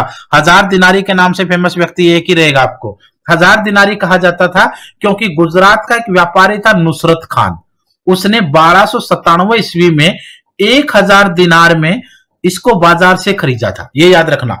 क्यों कहा गया था 1000 दिनारी? क्योंकि 1000 दिनार में इसको कभी खरीदा गया था। मलिक कफूर किन्नर के साथ साथ एक दास था, गुलाम था, जो बाजार में बिकना आया हुआ था, वहां पर इसको खरीदा गया। किसने खरीदा 1297 में? नुसरत खान ने। नुसरत खान कहां का व्यापारी था? गुजरात का। और वहां उसने खरीद करके किसको गिफ्ट कर दिया? गुजरात के राजा कर्णदेव को, मैंने बताया आपको। और कर्णदेव से कौन लेकर आया? खिलजी लेकर आया, जब उसके साथ उसका युद्ध और आक्रमण हुआ था, जब कमला देवी को भी लाया था, तो वहां से लेकर आया, सेनापति बनाया। खिलजी का मेन व्यक्ति था, दक्षिण भारत को जीतने का प्लान इसी का था और ये कामयाब भी वहां पर हो गया था।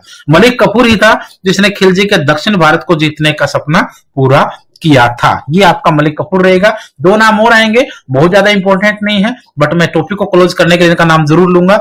कुतुबुद्दीन मुबारक शाह 1316 ईस्वी से 1320 ईस्वी तक इसने राज किया। बहुत ज्यादा फेमस नहीं था, बट धीरे धीरे करके 2-3 साल तक अपने राज्य को ये कहीं ना कहीं चलाता रहा। आखिरी नाम आएगा नसीरुद्दीन खुसरो शाह। 1 नंबर का आवारा और नक्कारा शासक था, पास में कुछ भी नहीं था, सेना इसकी मानती नहीं थी, अमीरों ने विद्रोह कर दिया था और इसके ऊपर जो आखिरी में चोट की वो तुगलक वंश ने की और इसको समाप्त कर दिया गया 1320 में इसकी मृत्यु के साथ ही यहाँ पर खिलजी वंश आपका समाप्त होता है। आइए शुरू करते हैं। सबसे पहले तुगलक वंश की अगर बात करेंगे तो पहला ही जो व्यक्ति आएगा वो रहेगा ग्यासुद्दीन तुगलक। ग्यासुद्दीन तुगलक तुगलक वंश के फाउंडर के रूप में जाना जाता है। 1320 ईस्वी से लेकर 1325 ईस्वी तक उनका कार्यकाल रहा। ग्यासुद्दीन तुगलक ने 1320 ईस्वी में नसूरुद्दीन खुसरो शाह, जो खिलजी वंश का आखिरी राजा था, उसकी हत्या कर दी और खिलजी वंश को समाप्त करके तुगलक वंश की स्थापना की। यहां पर ध्यान रखिए, सबसे पहला क्वेश्चन, तुगलक वंश का फाउंडर कौन था? ग्यासुद्दीन तुगलक। तुगलक वंश किस वंश के बाद सत्ता में आया? खिलजी वंश के। और खिलजी वंश के बाद सत्ता में आया तो खिलजी वंश का आखिरी राजा कौन था? खुसरो शाह, जिसकी हत्या किसने की? ग्यासुद्दीन ने। और हत्या करके खिलजी वंश को समाप्त और तुगलक वंश की नींव यहां पर रख दी गई। उसके बाद उस समय लाहौर के निकट दीपालपुर का वह गवर्नर था, यानी ग्यासुद्दीन तुगलक पहले लाहौर के नजदीक दीपालपुर का गवर्नर था। गाजी मलिक का दूसरा नाम, इसका दूसरा नाम गाजी मलिक भी रहा है, और ग्यासुद्दीन तुगलक इसका दूसरा नाम था। गाजी का अर्थ होता है काफिरों का हत्यारा, यानी मर्डरर या किलर के रूप में वो मानता था। मुस्लिम धर्म में खास करके इस समय यह प्रथा थी कि जो भी उनके धर्म को नहीं अपनाता है वो उनके लिए काफिर माना जाता है। यानी एक प्रकार से सीधा सीधा मतलब उनका था कि वही धर्म जो है वो दुनिया के अंदर रहेगा, बाकी जो भी होंगे उनको नष्ट करने का प्रण ये माना जाता था। तो काफिरों का गाजी या गाजी मलिक या हत्यारा, इस टाइप के टाइटल उसने अपने आप को दिए थे। दिल्ली सल्तनत पर शासन करने वाला यह तीसरा वंश था। दिल्ली सल्तनत पर शासन करने वाला कौन सा वंश था? तीसरा। तीसरा कैसे हुआ? पहले अगर बात करेंगे तो सबसे पहले था आपका गुलाम वंश, उसके बाद दूसरे नंबर पर था खिलजी वंश, अब तीसरे नंबर पर आपका कौन सा आया? ये तुगलक वंश। फिर अगर आगे बढ़ेंगे तो सैयद आएगा, और सैयद के बाद आपका आएगा लोधी, और उसके बाद आएंगे मुगल। तो इस तरीके से आपकी ये गुल खिले तो सांस लो मुगलो, उस और ट्रिक पर ये सीरीज चलेगी। उसने दिल्ली के निकट तुगलकाबाद नामक शहर बसाया और इसी को उसने अपनी राजधानी, तुगलकाबाद नामक शहर दिल्ली के नजदीक बसाया और इसी को उसने अपनी राजधानी भी बनाया। ग्यासुद्दीन के पुत्र का नाम जोना खान था। ग्यासुद्दीन के पुत्र का नाम जोना खान था, जिसका रियल नाम जो है वो मोहम्मद बिन तुगलक के रूप में रहा, और उसने उलुग खां का टाइटल अपने नाम कर लिया था। उसने सिंचाई के लिए, किसने? ग्यासुद्दीन तुगलक ने सिंचाई के लिए नहरों का निर्माण करवाया। भारतीय इतिहास में दिल्ली सल्तनत का पहला राजा जिसने नहरों यानी कैनाल्स को बनवाने का काम किया ताकि एग्रीकल्चर अच्छा हो। अकाल नीति बनाने वाला, ड्रॉट पॉलिसी, अकाल नीति ड्रॉट पॉलिसी बनाने वाला दिल्ली सल्तनत का पहला राजा। ये दोनों क्वेश्चन इंपॉर्टेंट है भाई। अकाल नीति भी उसने बनवाई और पहली बार नहरों का निर्माण भी उसी ने करवाया। इब्न बतूता कहता है कि ग्यासुद्दीन की मृत्यु का कारण जोना खान था। अब यहाँ ग्यासुद्दीन तुगलक की जो मृत्यु थी उसके दो रीजन माने जाते हैं। पहली बात तो ये कहा जाता है कि 1325 ईस्वी में वो एक युद्ध से लड़के वापस आ रहा था।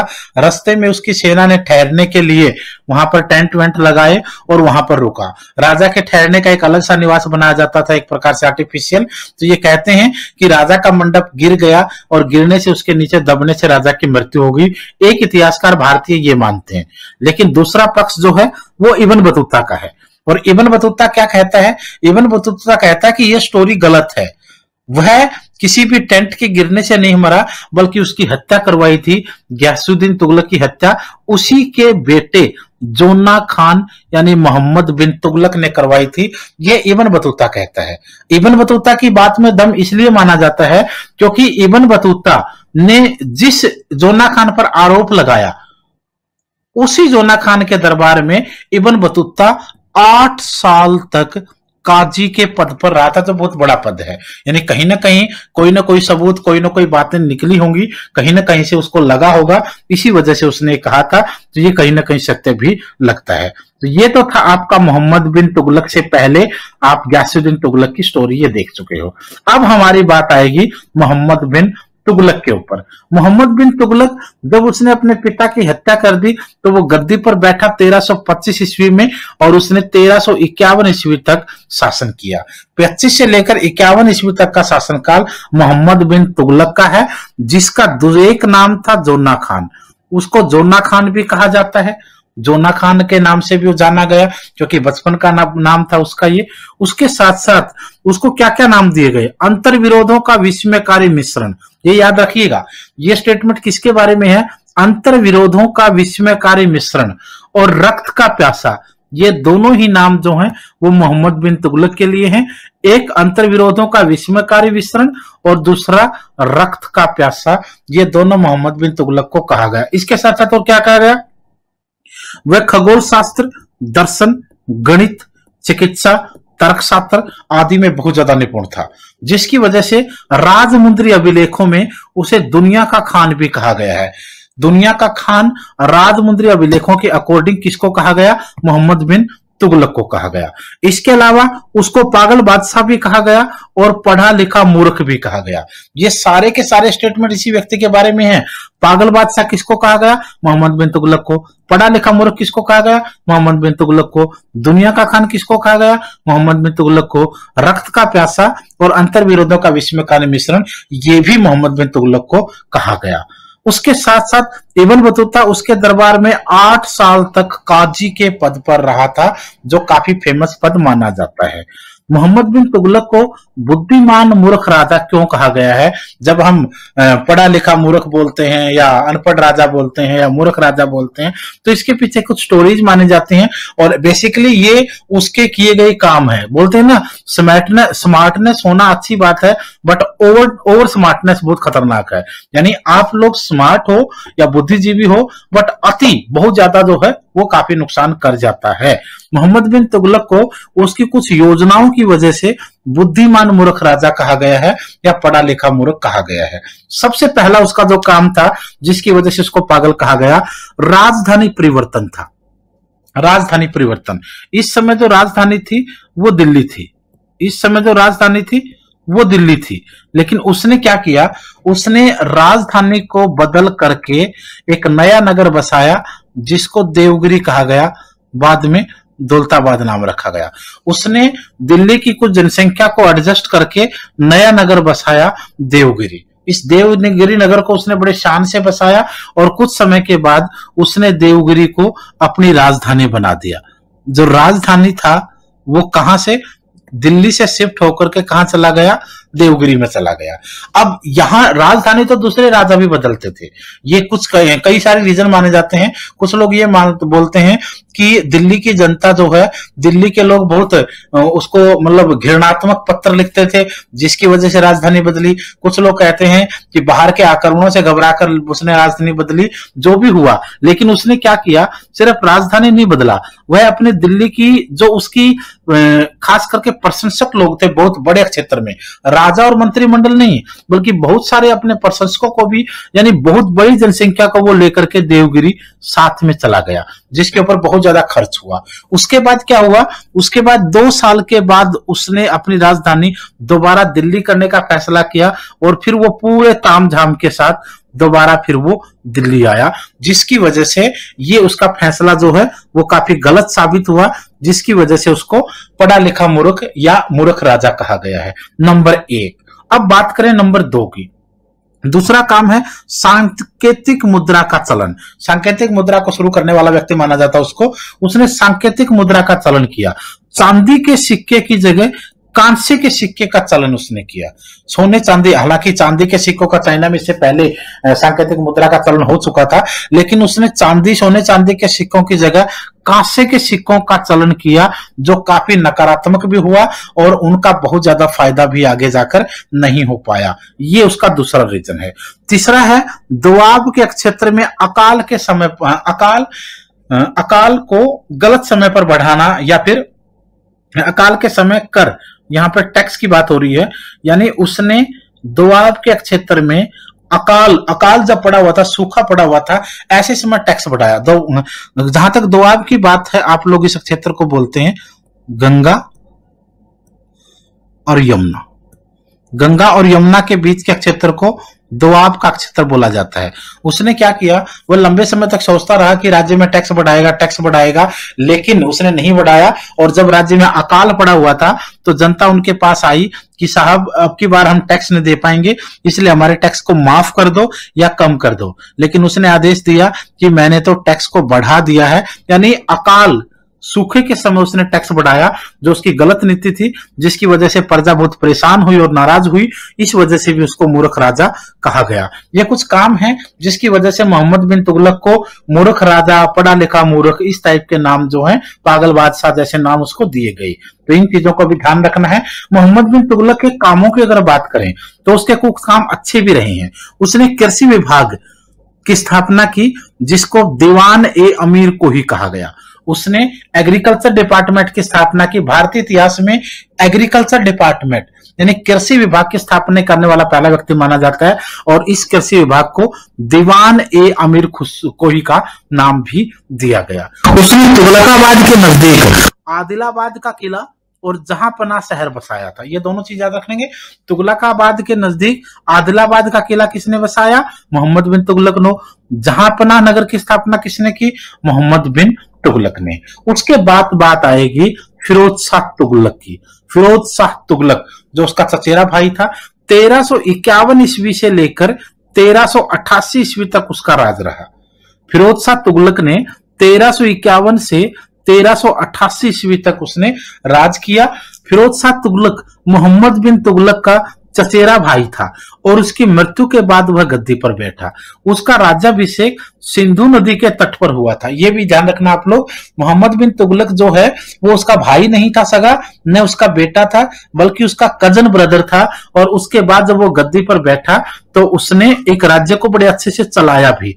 किस नदी के किनारे राज्याभिषेक हुआ? सिंधु नदी के किनारे। वह दासों का शौकीन था। पूरा मोस्ट इंपोर्टेंट क्वेश्चन है भाई, मोस्ट इंपोर्टेंट क्वेश्चन है ये। भारतीय इतिहास में दासों का शौकीन किसे कहा जाता है? दासों का शौकीन फिरोज शाह तुगलक को कहा जाता है। और भारतीय इतिहास में सबसे ज्यादा दास रखने का रिकॉर्ड उसके नाम है 1,80,000। 1,80,000 से ज्यादा उसके दासों की, गुलामों की संख्या थी। यानी दासों का शौकीन आप उसको कहेंगे। उसने दासों के लिए एक विभाग बनाया जिसको दीवान ए बंदगान कहा गया। दीवान ए बंदगान। दीवान ए बंदगान नामक विभाग की स्थापना किसने करवाई? फिरोज शाह तुगलक ने। किससे संबंधित था ये? दासों यानी गुलामों से संबंधित विभाग था। फिरोज शाह ने लगभग 300 नगरों की स्थापना करी। अपने समय में फिरोज शाह तुगलक ने लगभग 300 नगरों की स्थापना की। उसमें से 5 नगर बहुत ज्यादा फेमस हैं।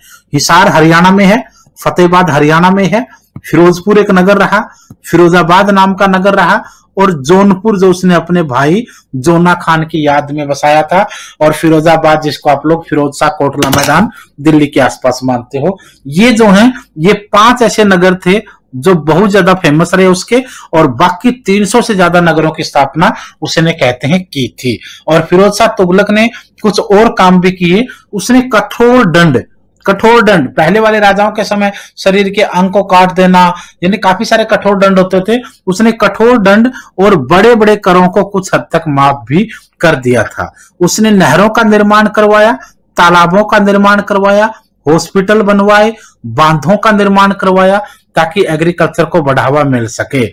वह अशोका के स्तंभ, अशोका पिलर्स जो 2 फेमस हैं, अशोक के स्तंभों को हरियाणा के टोपरा अंबाला में है भाई, वह हरियाणा के टोपरा से और उत्तर प्रदेश के मेरठ से अशोक के स्तंभों को दिल्ली में लेकर आया और इन्हें उसने अपने महल के पिलरों में लगवा दिया। अशोक के स्तंभों को भारत में दिल्ली तक लाने वाला व्यक्ति फिरोज शाह तुगलक था, जिसने एक हरियाणा के अंबाला के टोपरा और दूसरा उत्तर प्रदेश के मेरठ से लेकर आया। उसने 5 बड़ी नहरों का निर्माण करवाया जिससे उसके पूरे राज्य के अंदर सिंचाई व्यवस्था स्थापित हो गई। नहरों का निर्माण हालांकि इससे पहले हो चुका, लेकिन बड़े लेवल पर नहरों का निर्माण इस व्यक्ति ने करवाया था। उसने आसमानी बिजली गिरने से नष्ट हुए कुतुब मीनार की भी मरम्मत करवाई। कुतुब मीनार की मरम्मत जो है वो आसमानी बिजली गिरने से कुतुब मीनार का एक हिस्सा नष्ट हो गया था, जिसकी मरम्मत इस व्यक्ति ने करवाई। फिरोज शाह ने 4 नए कर लगाए, जजिया, जकात, खराज व खुम्स। इन करों की शुरुआत यहां बड़ी लेवल पर मानी गई। जजिया, जकात, खराज और खुम्स नाम के कर लगाए। सितंबर 1388 ईस्वी में फिरोज शाह की मृत्यु के बाद तुगलक वंश का पतन शुरू हो गया। 1388 में जैसे उसकी मृत्यु हुई, तुगलक वंश का पतन शुरू हो गया। उसके बाद कुछ छोटे मोटे राजा रहे। नसीरुद्दीन महमूद 1388 से 1412 ईस्वी तक राज किया। नसीरुद्दीन महमूद तुगलक वंश का अंतिम शासक था। इसके शासन काल में ही तैमूर ने 1398 ईस्वी में भारत पर आक्रमण किया। इस आक्रमण के बाद भारत में सैयद वंश की स्थापना हुई। 1398 ईस्वी में तैमूर, जिसके नाम सुनते ही और उसका नाम आते ही भारतीय इतिहास में बहुत ज्यादा रोष पैदा होता है। लोग काफी सारे यहाँ पर जब उनका जिक्र आता है तो बहुत ज्यादा गुस्से में होते हैं, क्योंकि उसने दिल्ली में और भारत के अंदर कत्लेआम मचाया था। इस 1398 में तैमूर का जो आक्रमण हुआ था, वो जो आक्रमण हुआ था वो इसी व्यक्ति के समय में हुआ था। ये क्वेश्चन बार बार पूछा जाता है कि तैमूर ने जब भारत पर आक्रमण किया तो दिल्ली पर किसका अधिकार था? नसीरुद्दीन मोहम्मद, तुगलक वंश का आखिरी राजा। तो ये सबसे पहले जब बात आप सैयद वंश की करते हो तो सैयद वंश तुगलक वंश के बाद आया, और तुगलक वंश के जो आखिरी राजा थे वो ज्यादा शक्तिशाली नहीं रहे। फिरोज शाह तुगलक के बाद धीरे धीरे करके तुगलक वंश कमजोर होता गया। उसी समय तैमूर के भारत पर आक्रमण हुए, और तैमूर के आक्रमणों के समय ही भारत के अंदर आप लोगों ने देखा होगा कि खिज्र खान जैसे लोगों ने उसकी काफी मदद की थी, और जिसके बाद खिज्र खान जैसे लोगों को यहाँ सत्ता मिली। बात करें अगर हम लोग खास करके इस वंश की अगर बात करेंगे तो इसकी टाइमिंग अगर आप ध्यान से देखेंगे तो इसकी टाइमिंग 1414 से 1451 तक आपको दिखेगी, यानी तुगलक वंश के बाद शुरू होकर के लोधी तक चलेगा। इसमें सबसे पहला नाम आता है खिज्र खान का। ये वही व्यक्ति था जिसने तैमूर ने जब आक्रमण किया तो उसका समर्थन किया था और उसका सहयोग भी किया था भारत के अंदर लूटपाट और आतंक मचाने के लिए, और तैमूर ने भी जाते जाते इसको साज्य राज्य भी सौंपा था। खिज्र खान ने सैयद वंश की स्थापना की 1414 ईस्वी में, और वह दिल्ली की गद्दी पर बैठ गया। यानी 1414 ईस्वी में खिज्र खान दिल्ली की गद्दी पर बैठा और उसने सैयद वंश की स्थापना इस समय की थी। तैमूर ने भारत में बहुत से प्रदेश जीते थे और उनका प्रशासक खिज्र खान को उसको नियुक्त कर दिया था, क्योंकि खिज्र खान ने उसकी मदद की थी। बहुत ज्यादा कत्लेआम भारत में तैमूर ने मचाया था, और उसके बाद ये हालात पैदा हुए, क्योंकि खिज्र खान ही वो इंसान था जिसने तैमूर के भारत पर आक्रमण को सहयोग और समर्थन दिया था, जिसकी वजह से तैमूर ने भारत में कत्लेआम मचाया। दिल्ली के अंदर कहते हैं कि 7 दिन तक वो दिल्ली में रुका। हालांकि अलग अलग किताबों में अलग अलग होता है, लेकिन यह माना जाता है ज्यादातर इतिहासकारों का कि जिन 7 दिन वो रहा, देश शहर के अंदर पूरा बंद था शहर, और यह आदेश था तैमूर का कि शहर में कोई भी व्यक्ति दिखे उसका कत्लेआम कर दिया जाए। और जब वो वापिस शहर से गया तो शहर के अंदर सड़कों के ऊपर लाशों के ढेर थे, और उसके जाने के भी बाद कई दिनों तक लोग घरों से नहीं निकले। इस तरीके का खौफ उस समय यहाँ पर था। तो ये सिचुएशन आप लोगों ने यहाँ देखी। उसके बाद खिज्र खान ने सुल्तान की उपाधि धारण नहीं करी। खिज्र खान ने सुल्तान की उपाधि धारण नहीं करी, वह रैयत ए आला की उपाधि से संतुष्ट था। क्यों? क्योंकि वह किसके साम्राज्य को संभाल रहा था? तैमूर के साम्राज्य को, और तैमूर ने अपना जो साम्राज्य उसको दिया था वो उसके साम्राज्य को संभाल रहा था।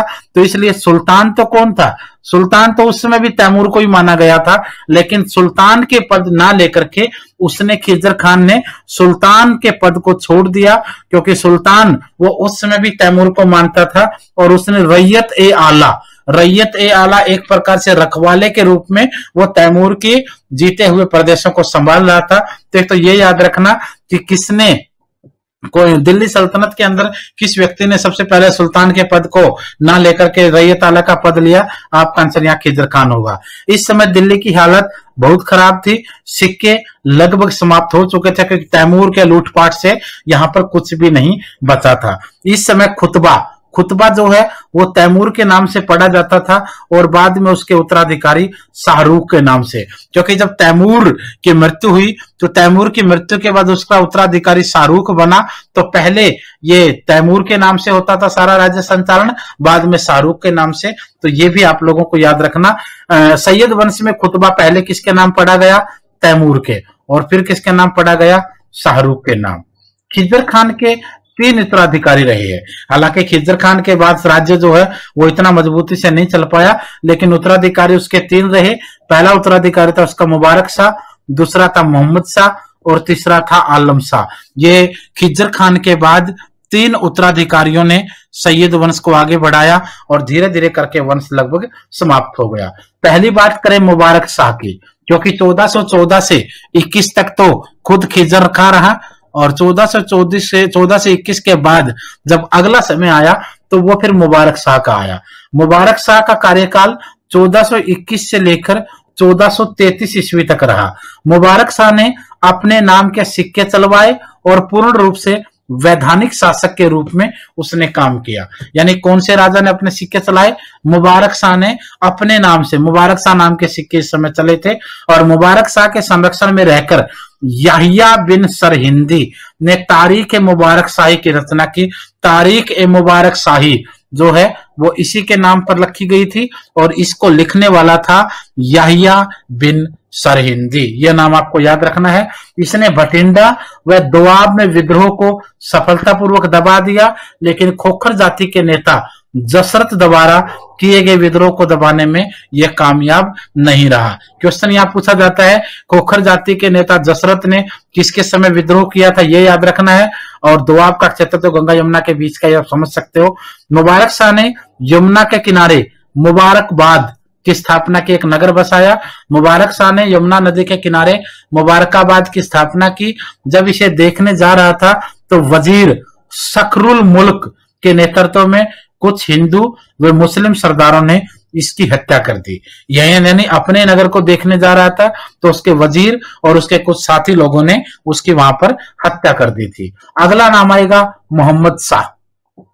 मोहम्मद शाह का कार्यकाल 1433 से लेकर 1443 तक रहेगा।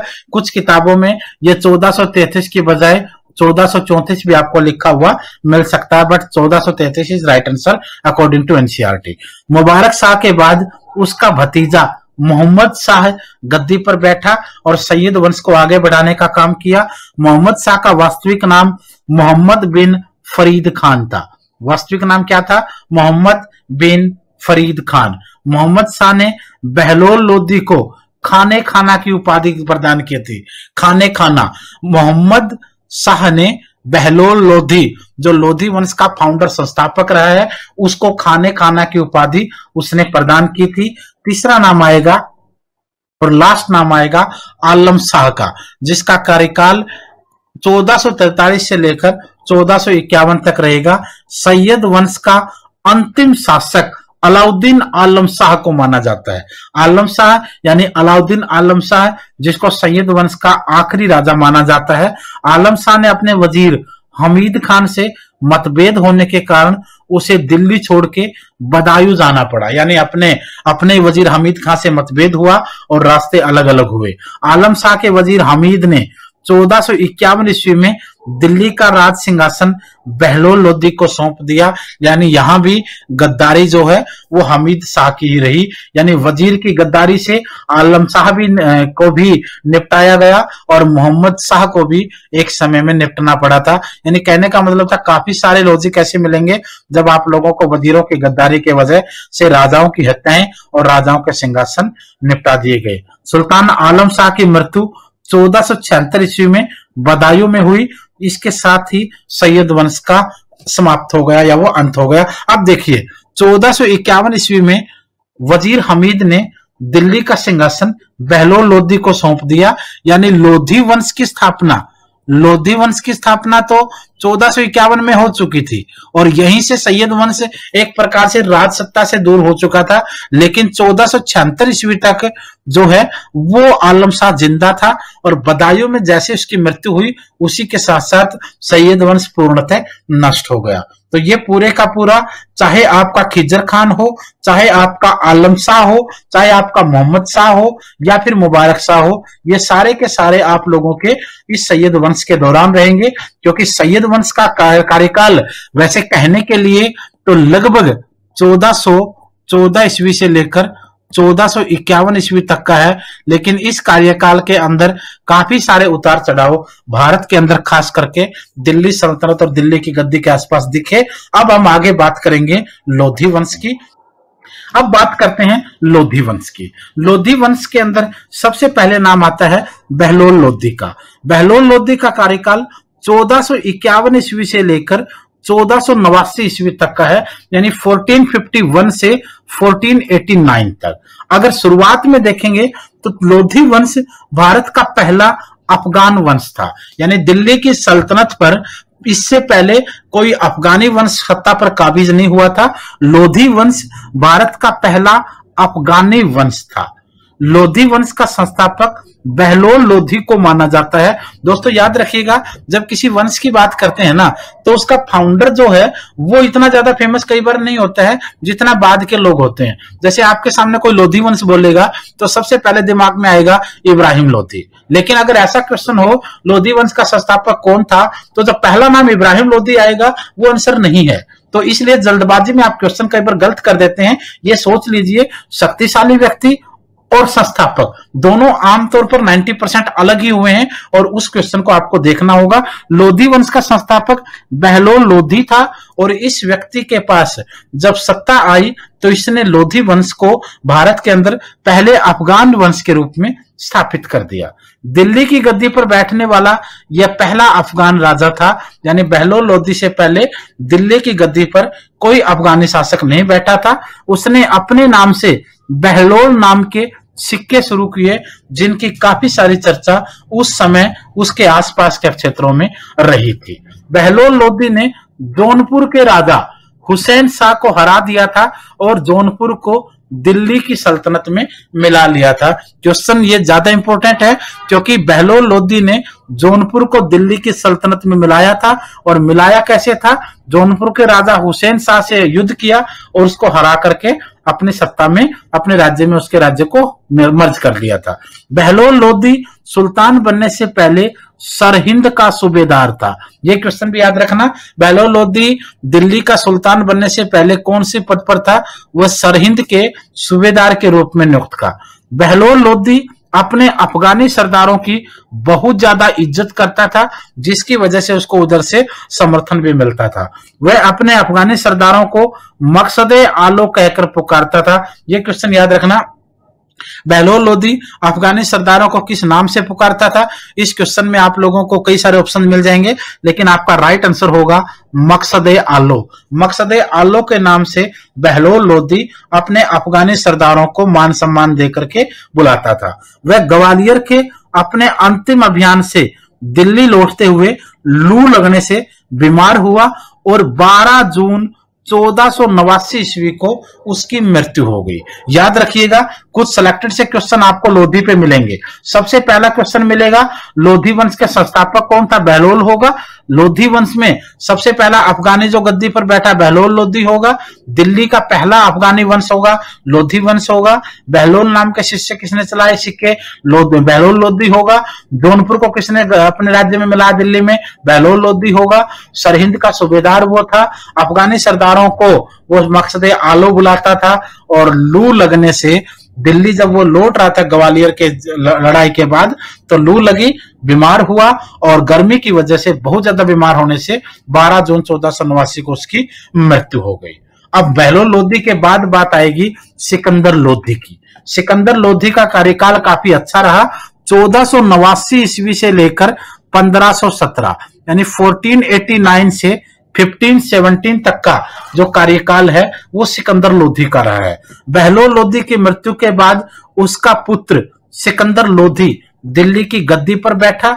वह लोधी वंश का सर्वश्रेष्ठ शासक था। अगर यह भी क्वेश्चन पूछा जाए कि दिल्ली की गद्दी पर बैठने वाला दूसरा अफगानी राजा कौन था, तो सेकंड अफगानी जो है वो सिकंदर लोधी था। बहलोल का पुत्र था और लोधी वंश का सर्वश्रेष्ठ यानी सबसे शक्तिशाली राजा वो कहलाया। उसका जो मूल नाम था वो निजाम खान था।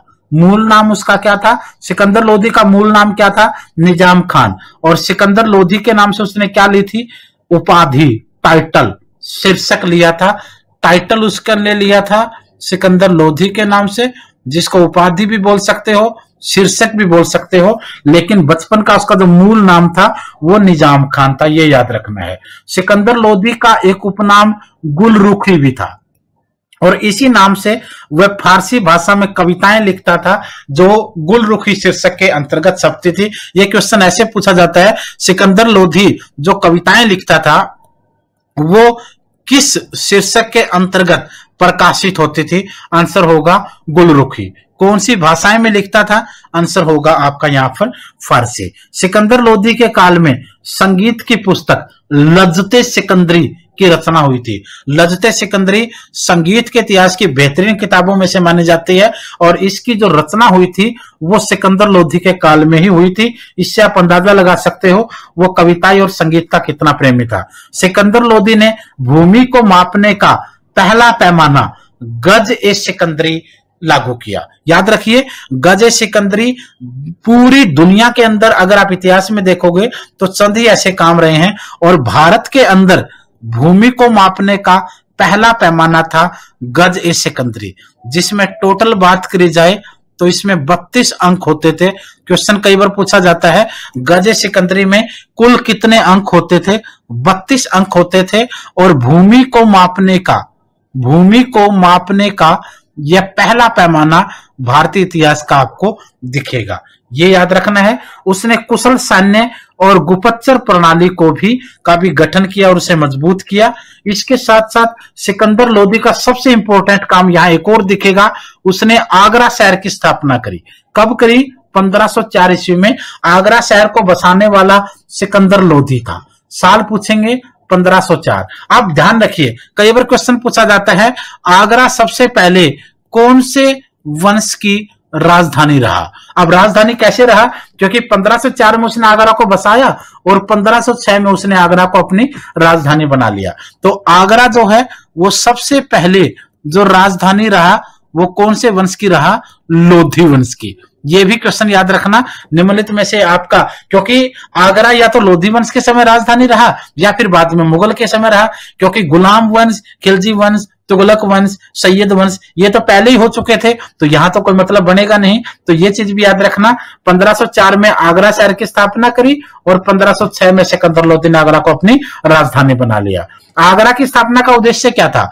राजस्थान के राजाओं पर अपना अधिकार सुरक्षित रखना और व्यापारिक मार्गों पर नियंत्रण स्थापित करना, यह सबसे इंपॉर्टेंट था, क्योंकि दिल्ली से आप आगरा होते हुए राजस्थान के और उत्तर प्रदेश के क्षेत्रों में जितने भी राजा थे उन पर नियंत्रण रखा जा सकता था और जो व्यापार होता था इन मार्गों से, उस व्यापार के मार्गों पर अपना आधिपत्य, नियंत्रण, कंट्रोल और अपनी दूरदृष्टि रखी जा सकती थी। सिकंदर लोधी के सोम के आदेश पर एक आयुर्वेदिक ग्रंथ का फारसी में अनुवाद किया गया जिसका नाम था फरहंगे सिकंदरी। फरहंगे सिकंदरी एक आयुर्वेदिक ग्रंथ था, इसका फारसी में अनुवाद किया गया सिकंदर लोधी के आदेश पर। इसने ब्राह्मणों से जजिया कर लेना पुनः शुरू कर दिया था। यह भारत के अंदर नॉन इस्लामिक, अगर कोई मुस्लिम धर्म का व्यक्ति नहीं है तो उसको उसके बदले में खामियाजा भुगतना पड़ेगा, या तो मुस्लिम हो जाओ या फिर आप लोग टैक्स दो। ये एक प्रकार से उस समय शुरू कर दिया था, इसने दोबारा लेना शुरू कर दिया। इसने एक बोधन नामक ब्राह्मण को इसलिए फांसी दे दी क्योंकि उसका कहना था कि हिंदू और मुस्लिम धर्म समान रूप से पवित्र। आप सोच सकते हैं आज के समय अगर कोई ऐसी बातें कर जाए तो फिर वो कभी वो सेकुलरिज्म हो जाता है, कभी वो कम्युनल हो जाता है, लेकिन ऐसे ऐसे राजा भारतीय इतिहास में रहे हैं। इसने कहा था कि एक बोधन नाम का ब्राह्मण था, उसने ये कह दिया था कि हिंदू धर्म और मुस्लिम धर्म दोनों एक समान पवित्र हैं। इस बात को उसने कहा और इसके बदले में सिकंदर लोधी ने उसको फांसी दे दी। एक्चुअली में ये रियल वाला जो कम्युनलिज्म था वो ये माना जाता था।